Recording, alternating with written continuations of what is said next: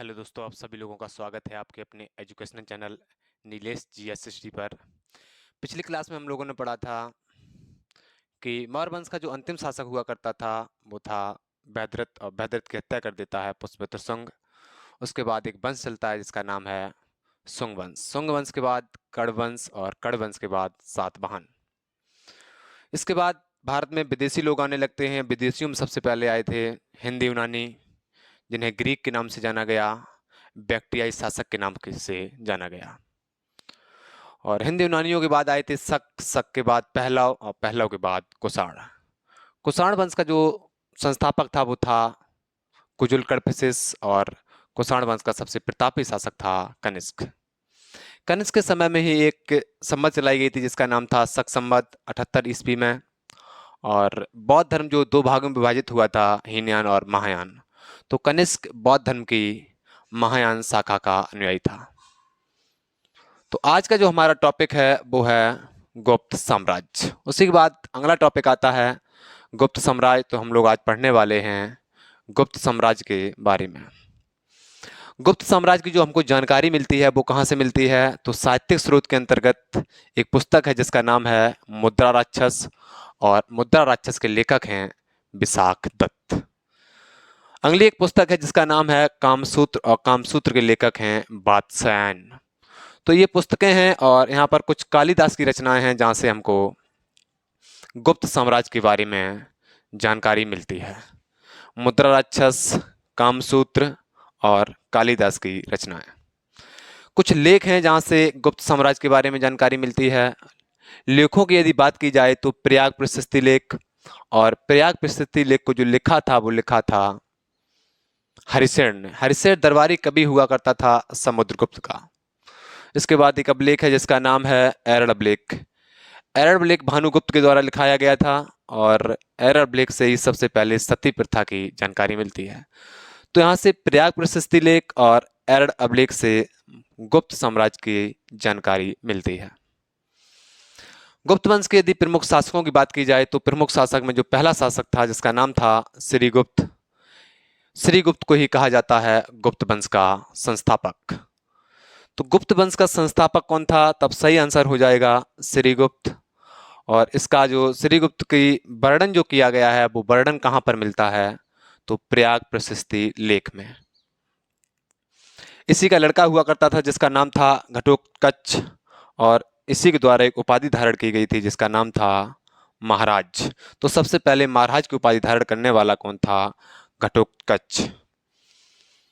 गुप्त वंश का संस्थापक कौन था, श्रीगुप्त। गुप्त वंश की जानकारी के साहित्यिक स्रोत कौन कौन से हैं, तो मुद्रा राक्षस, कामसूत्र और कालिदास की कुछ रचनाएं हैं। लेख कौन कौन से हैं, तब सही आंसर हो जाएगा प्रयाग प्रशस्ति लेख और एरड़ अभिलेख। एरड़ अभिलेख। इसके बाद में हम बात कर रहे हैं चंद्रगुप्त प्रथम की।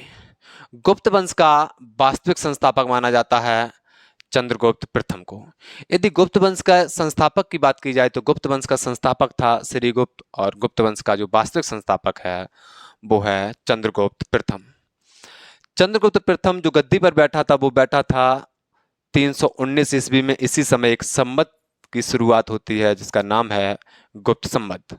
तो गुप्त संवत किसके द्वारा शुरुआत की गई थी, तब सही आंसर हो जाएगा चंद्रगुप्त प्रथम। कब शुरुआत हुई थी, 319 ईस्वी में। चंद्रगुप्त प्रथम के द्वारा एक उपाधि धारण की गई थी जिसका नाम था महाराजा धीराज। महाराजा धीराज के नाम से किसे जाना जाता था, या महाराजा धीराज की उपाधि किसके द्वारा धारण की गई थी, तब सही आंसर हो जाएगा चंद्रगुप्त प्रथम। तो गुप्त वंश का वास्तविक संस्थापक चंद्रगुप्त प्रथम। गुप्त संवत कब शुरुआत हुई, 319 ईस्वी। और महाराजा धीराज की उपाधि किसने धारण की थी, तब सही आंसर हो जाएगा चंद्रगुप्त प्रथम। इसके बाद अगला शासक है जिसका नाम है समुद्रगुप्त। समुद्रगुप्त को ही कहा जाता है भारत का नेपोलियन। और समुद्रगुप्त को भारत का नेपोलियन किसने कहा था, तब सही आंसर हो जाएगा विंसेंट स्मिथ। विंसेंट स्मिथ के द्वारा समुद्रगुप्त को भारत का नेपोलियन कहा गया। और हरिसेन समुद्रगुप्त के दरबार में एक कवि हुआ करते थे। हरिसेन के द्वारा ही लिखा गया था प्रयाग प्रशस्ति लेख को। तो हरिसेन किसके दरबार में कवि हुआ करते थे, तब सही आंसर हो जाएगा समुद्रगुप्त। और समुद्रगुप्त जो अपने सिक्के, इसने जो सिक्के चलाए थे उन सिक्कों पर बीड़ा बजाता हुआ दर्शाया गया था समुद्रगुप्त को। तो कौन सा शासक था जो अपने सिक्कों पर बीड़ा बजाता हुआ प्रतीत होता है? तब सही आंसर हो जाएगा समुद्रगुप्त। समुद्रगुप्त को कविराज कहा जाता था। तो समुद्रगुप्त के द्वारा कौन सी उपाधि धारण की गई थी? कविराज। और चंद्रगुप्त प्रथम के द्वारा महाराजाधिराज, और घटोत्कच के द्वारा महाराज की उपाधि धारण की गई थी। इस प्रकार से आप लोगों को इनकी उपाधियां याद रखने हैं।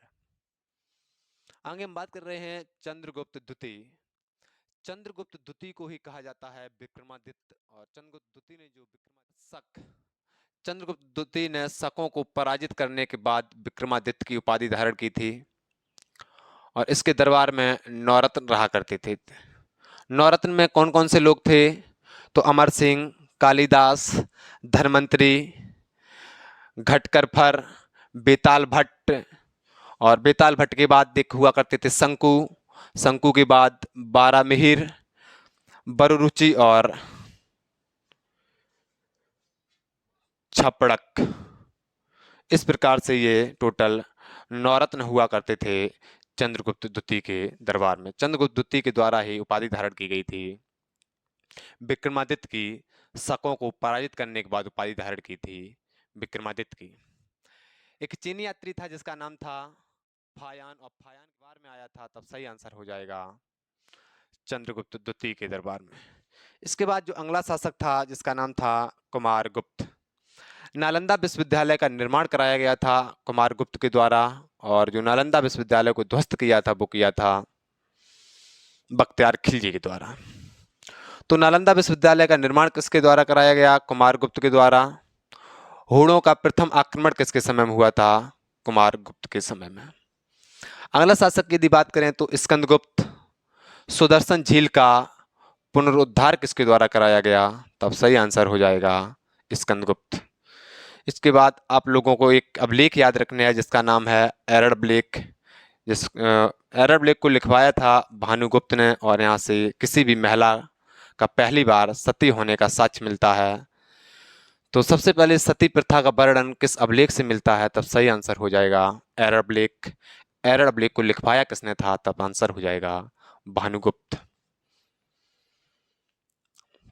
गुप्त वंश का जो अंतिम शासक था वो था विष्णुगुप्त। तो इस प्रकार से आप लोगों को गुप्त वंश से संबंधित जानकारी याद रखने हैं। सभी के सभी क्वेश्चन आप लोगों को। तो उम्मीद है कि आज की क्लास आप सभी लोगों को समझ में आई होगी। आप सभी लोगों का बहुत बहुत धन्यवाद नीलेश GSSD पर जुड़ने के लिए। All the best, good luck, have a nice day.